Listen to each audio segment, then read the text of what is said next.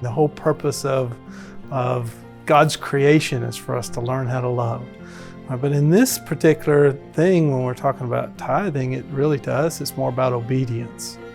I think it's hard enough to discern or to understand what God wants us to do in big things and in small things, throughout our lives. And I think that it's not about the church, or it's not about generosity, or it's about us. That God instructed us to live this way so that we live out our priorities, so we demonstrate, maybe to ourselves more than anything else, that we're not the most important thing. But it kind of goes with what John was saying about priorities, of putting God first, family second, yourself third. And if you can treat your finances that way, it just makes life so much more simple. And we learned through a lifetime of doing this that you develop this as a habit. It just is what you do. We were taught and raised that way, but once we implemented it into our own lives, it just became part of what we do. And it has made things simpler for us.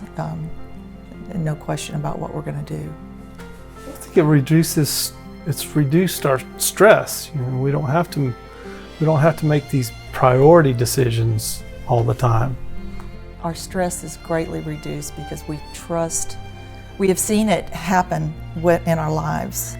It took a lot of faith. It wasn't easy when we were younger, but now we have the trust because we know that it works. We know that God is going to provide for us, but just putting our life in order it gives us just that sense of trust that it's all going to work out.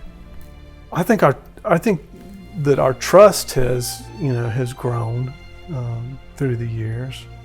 I think it's a little bit about gaining discernment, or trying to gain wisdom, or trying to understand, okay, God, I know that the big point is to learn how to love, but what do I do with this?